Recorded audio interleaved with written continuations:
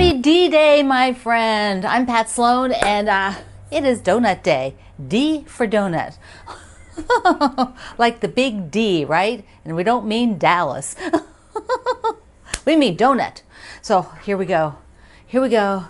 A beautiful pink iced glazed donut. Well, not glazed, but you know, that kind. Yeast donut on a piece of vintage Fiesta ware. This is a piece of Fiesta ware from my grandmother. It's the only one I had from her. So this one plate, it's a treasure. It's a treasure. It has the pink donut on it. There were actually a couple other donuts, but yeah, the other people in the house ate them. So I saved the pink one for showing on the video. So imagine, is there a donut quilt? Why, yes. Yes, there is. Here we go, a donut quilt. It is a pieced one. I think there are a bunch of other applique ones out there, but I just thought this one was super cute. And it is a print-only pattern. So otherwise I think I would have downloaded it and made a donut for the video, but I didn't. So I'm gonna order it because maybe by next year I'll have a donut quilt. Gotta have a donut quilt. The rest of today is our summer starlets, our library quilt, and a few other things. So first, let's just get the other camera and take a look at what's going on with the things on the wall, because I want to walk through that a bit. First, let's look at the summer memories, the basket block. What's it called? Summer picnic. And so I've got 4 blocks done, 4 of the 12. And there it is with sashing. Now I am auditioning this red. So I'm trying to decide, do I want red or pink? I'm going to audition pink next. Maybe not today, but maybe today. But I'm thinking maybe something a little bit lighter. I've had this sitting up there since yesterday afternoon looking at it. And I'm thinking maybe something lighter than that. But I can sew all this. I can be happy with this and sew all those 4 together. Then I will do like the next 4, which will go down here. And then the third group of 4 will go here to be a 3x4 setting. So that is the plan on that guy, and I'm loving it. Looking so sweet. Okay, library quilt. Here we go. So I will this week finish out this row. I did these bookcases here. So this was a piece of fabric one of our friends sent. Turn the page, adventures await. Isn't that perfect? And then here was, okay, we're just gonna, a quote from Louisa May Alcott. The humblest tasks get beautiful if handled, if loving hands do them. There we go. The humblest tasks get beautiful if loving hands do them. All right. So those will get sewn. And now this is, I am going to decide, I'm going to do some auditioning here on the shelf. So let me get the book and show you what I mean and the fabrics that I'm thinking of. And that is a task for today. So here is the quilt in the book. I didn't grab the real quilt at the moment, but let's just look at the quilt in the book. And so the sashings, so you can see it here, also go all the way around. They like frame it. So it's like the inside of the bookcase. And I used a navy that had sort of a gold line, which randomly, it wasn't like real structured line, which is nice because it's somewhat straight, but it isn't drawn straight. It's like hand drawn, kind of like this. So that is so nice. I don't have anything like that works with these fabrics I'm using now. So I am going to have to pick something else. So this is what I'm thinking about. Let us look. Now, I don't know, this top one, it's not going to work. I don't even know why I have it here, but it is here, and so we will discuss it. So this is a gray. Let me get the donut out of the way. Okay, so this gray is got some texture in it, which I liked because it's actually got this kind of blue in it. It's called a grunge fabric line. Grunge is the name of the fabric line. See how it has that? So, because I had thought, well, these are 2.5-inch wide strips. If I do a strip kind of like where that is, where it gets a lot of that, then maybe that could look really good. I also brought out different textures. So here, like plaids. So I've got mostly plaids here. So this is a check And I can cut these straight so that they don't get wobbly, particularly this small of a scale with a long strip. I would want to cut straight on the line. And so I would just cut one side, like I wouldn't cut it folded. I would cut it one without it being folded so that I know I'm straight on the line. Here is a angled gingham. This is one of Chelsea's checks from Stitching with the Housewives. And I got a big chunk of this. Don't ask. Do not ask. Okay, so I like this one a lot. But then I have a more open one, which is something I've had for a while, so there's not a ton of it. I don't even know whose this is. It's a Moda. It was from Little Snippets. But so that one is similar, but a little more grayed and a little bit bigger scale, which I also like a lot. And then there's a tiny little black, and this is kind of a, I don't know whether you might call it an antique black. It's not pure black. It's not black. Like, look at the camera against there. So that it's a little bit like dustier black. Okay, so the deal is I could cut a 2.5 inch strip, or I could open this up and just kind of lay it there and see. So first, let me just do this one to eliminate it. I'm pretty sure it's going to be eliminated. But what I'm going to do is pin each one up, and then I'll be working from the other camera, so we can just see it straight on. There is the grunge with the kind of blue in it. See the blue? I think in theory that sounds amazing, but what's the immediate problem you see? Okay, tick tock, tick tock. It's the wrong shade of gray. That gray and the gray background I'm using are just, to me, they're not compatible. It does nothing for the quilt. Nothing. So, nix that one. Let's look at the next one. Okay, I had to stop and sew these two together. I meant to do that before we started. So, there we go. Now they're sewn. Here is that small plaid. And what's interesting, it is very small plaid. So that when, I'm not sure what you would call that. But when I come out, okay, it becomes less obvious what that is. So it's a little bit more tonal. It reads a little bit more gray, even though it is black and white. It's just how our eye will tend to read it. And I did pull it out to the left a little bit because that will come all the way up. There'll be cornerstones, but that'll be on the sides as well. So I'm not sure that that's it either. It might just blend a little bit too much into the gray background. So I flipped over to the gray. I didn't do the darker one yet. I did the lighter one, this gray plaid. And I like that a lot. I like that a lot because it has plenty of contrast now to the gray background. My original thought had been to do either this green plaid or this black plaid, but being that I'm working with a layer cake, I ended up using those in the books, which I really like. And so it's really not a good option now for around it. So I don't know. I'm thinking though that this gray is really nice. Let's look at the other gray, which is, I mean, yeah, it's a little bit darker. Well, actually, I think it's black. And then we'll look at the black dot. Here is the black check, and I cut a strip because that piece of fabric, there it is, that piece of fabric is huge, and so I just cut the 2.5 inch strip, which I can then sub-cut into squares for my scrap bin. So the other ones I was just pinning up because I don't want to have to cut things if I don't need to, but I was okay. There was tons of that yardage. So that also looks good. That also looks good. I'm liking it a lot. So far, this one and then the one right before it, the gray, are my two faves. Okay, let's just see that black dot. I'm thinking it's going to be too dark. So here's the black. Oh, it's a lot nicer than I was expecting, although it will be underneath that one book there. See that black book? It will be under that. And I could switch that out. I mean, if I decided I wanted the black, I could switch that book out and just put a different color there. And maybe use that's the only black except for right above there, this one. But that's okay because it's got a whole spine thing on it. So anyways, that's not bad. You can put in your votes. The black, the light plaid, or the black and white plaid. See the difference between the two? So, okay. So there we go. There is a border on this, which is light green. And so whatever is in there is going to have a contrast against, you know, something in this tone.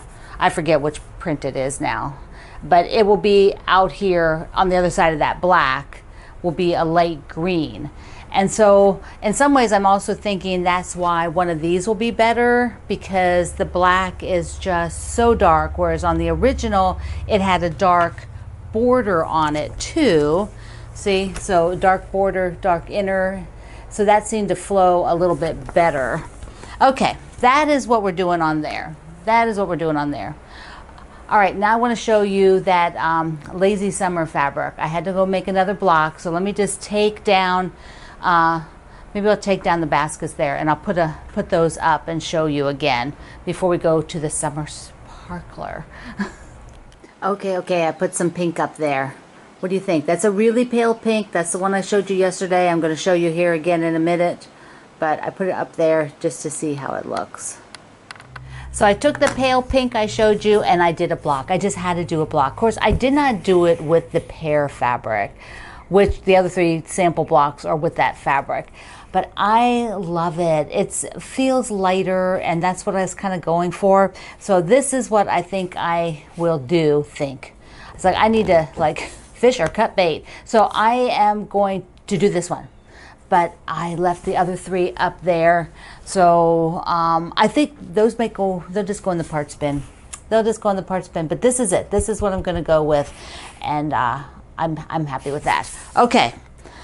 This is the fruit cake. It's a free pattern. The fruit cake, and it takes a fat 8. So if you love those, like a bundle, but you want a little bit more than a 10-inch square, but you don't want to buy a fat quarter bundle, these fat 8 patterns are wonderful. I think I'm going to be doing like a 4x5 and then a little sashing in the middle. So this one is 64 by 75, but I also have border fabric. So you know, I can make it a little bit, I think I'm going to put a little sash in between, but I might not. I might do them side by side. Once I get a bunch made and try it, we'll see. Okay, let's go to the other side for Summer Starlet. Here we are, our Summer Sparklet. It's week number 2. This is from the Fat Quarter Shop's book, Summer Style. It is on the cover, it's a cover quilt. It is an awesome kickoff for our summer sews. It is just so easy and so great to do. And I have a couple of little tips I want to show you today about color placement, because you know, that's kind of my thing, I love color placement. All right, so first of all, we did 4 blocks last week. We did the aqua with the big flowers. This is my this is my porch swing fabric. We did the purple. So this week we're doing the black and the very light aqua with the little stars, which I'll show you. So here we go. So we're going to do, my camera, excuse me. There we go. It needs some oil. So we have 2 black stars to do with the black florals, and then you'll do 2 of these really light aqua with the little mini flowers on them, 2 of those. But one of the things I want to show you is that you can actually start setting these as you make them. Last week I showed you how to make one of these, just some tips. It's such an easy, so rectangles, couple of other units, and then you're done. So, but look at the top. Okay, so you see that purple, see the aqua and the purple. So here we go. You can start sewing these together like this. So that what you do though is you sew both of them like this, because at the bottom, down on this row, well, not quite the bottom, the 3rd row, you have the same 2 units. See, like this, they're at the top and then they're back down here. So you can sew them together. And the same thing happens this week. You're going to do the black one up there. They're going to do the black one here, and then the very light aqua. And then down below here, in the same order, is the black one and the light aqua. So I can sew these 2 together. And then next week we'll do this purple and that teal. Whoops, you can't see that. That purple up there and this teal. And now those are separate on the blocks. They're in different rows, purple and teal. So they can be sewn to something, but they're not sewn to each other. Okay, so you want to look at placement if you're going to sort of follow the placement I have, or if you bought one of the kits. So you'll be able to sew at least that one to the row. Well, I'm sorry, you won't have sewn those yet. So that one to the row, and then down here you'll have to wait because we haven't sewn any of those. But each week we can sew something to each other. There's no sashing. There's no sashing. See, they just are side by side, and that makes it super, super easy to do. Yay! It's so fun to have one that is a fast sew. Really, really, really fast. And if you're just buying fabric, you want to make this bigger. If you want to make this bigger, you can add a border on it because this doesn't have a border. So that'd be a way to sort of upscale it another, even 6 or 7 inches or 8 inches. Even if you want to do a 4-inch border, a 3-inch border would give you a 6 inches wider, 6 inches longer than the pattern. So there's some ideas for you. Okay, I had a question, or it's sort of about scheduling. Okay, so yesterday we talked about, I gave you a little bit of a challenge to go and list everything that you're working on for the month of June. Doesn't mean you have to finish these in the month of June. This is just the sewing that you have going on for the month of June. And there we go. I listed mine. I think it's 21 items. But remember, I might just sew one block for the month, something like that. And also remember, it's my job, so don't be freaking out. But you might also have 21 items. But I thought I would just share that if you are maybe doing a few less items than that, and you want to keep track of them a little bit more detailed, Fat Quarter Shop does have these journals. I forgot to mention that yesterday. And inside, I mean, how many can you track? You can track 50. You can track 50 projects in here. So it gives you several different things to talk about for your block and what you want to do, which I think is super great. Now also, just because I have these, I'm using my calendar for the month that tells me, like on Block Wednesday, I sew that block. So I'm only sewing 4 blocks of Block Wednesday for the month, 1 a week. Same when I was doing Scrappiness is Happiness. Same when I was doing the Tulip Pink. Same with the Sparklets. Just that day, I'm working on that project, or the day before because of filming. But that's the day I'm working on it. So that is something to think about while you're planning, because if you have something on here that needs to be finished, you need to schedule, like, how often will you work on it. Just putting on the list isn't going to, it'll be the end of the month and you'll be like, oh, I forgot to work on it. If you need something that has a deadline, you're going to need to say, I need to work on it on, every Tuesday for 4 hours. Like, if you have that, or like every Saturday for 4 hours if you work during the week. Or you might say every, 3 days of the week, I need to spend an hour on it, because otherwise it won't move forward. It won't get done. So you need to take how long it's going to take you to do it, and how many days and hours, et cetera, and actually make yourself a plan. So for those of you that have deadlines, that's something you want to think about.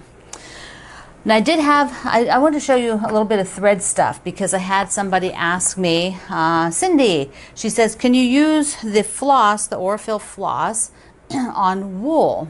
Well, of course.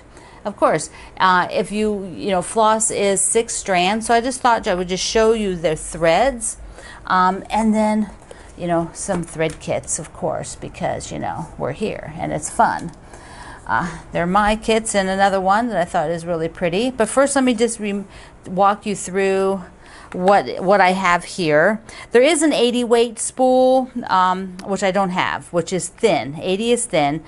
We normally sew machine applique, machine quilt. The regular weight is 50, and that is on the orange spool. 40 weight is a green spool, and it is a little bit thicker than 50. You could piece with this. It's just going to be a tiny bit thicker. People like it for doing top stitching, like on bags and things like that. If you're looking on the regular size spools where it says Mako NE, which is a type of cotton used, 50/2, 52 ply. And then this is 40, says on there. So here is 28 weight, which is a bit thicker, and this is also could be used. You probably wouldn't want a piece with it, but you could. It's great for machine applique. It's great for doing machine quilting. It's really, really beautiful. And then there is 12. So the 12 weight is even a little bit thicker, well, quite a bit thicker. It's kind of like one of those thinner pearl cottons, and this is great for doing embroidery, hand embroidery. It is great for doing sashiko. It is great for doing big stitch quilting through all the layers, all kinds of things like that. And then you have floss, and floss is 6 strands, just like all other floss, and it comes on these darling little spools. So there's the strands. Whoops. See, so you can see the strands. So there's 6 strands. So like if you're going to do hand applique, like a blanket stitch or something on wool, or just an overstitch, you might want to use 3 strands of this. I tend to use the 12 weight. That's what I tend to use. And so also, you know, you can buy a box of by weights. I'll link you to all the boxes, but here are some boxes. These are mine, which are both 50 weight. Both of my boxes are 50 weight. I've got the perfect box of neutrals. So all your neutral colors. If you wanted to test out these neutrals, this is a great way to do it. Get the box of the small spools so that you can try out the different colors for the type of work you do. I have a perfect box of colors. We've switched the boxes now from that flip up type to, yeah, I didn't open this one, but here's my colors. There they are. There's my colors. So there's a whole set of different colors for you to try out. And then I thought you might like to see this box of sea glass. Let me just move all this. It's beautiful by Allie. Curated this box of colors. That's what this is. We all pick the colors, existing colors, and we put a collection of, together. So she has, whoops, these different shades of teal. I should take them out of the plastic, but you get an idea. Plus white. The shades of teal and white for sea glass. And I believe she makes this style of quilt, and so she uses them a lot for that. Okay. All right, my friend. Today you will make your summer starlet blocks. So good, right? So good. Easy, easy peasy. Give me a shout on what sashing you like for the library quilt, and if you cared for the cornerstones being pink or red on the baskets. I want to hear. So I love you. Mwah. Oh, wait. And don't forget to have a donut. And I'll give you a shout out to our ambassador, Laura, who is my donut buddy. So I love you. Mwah. Thank you for being here in the Sloan Zone. I will see you online.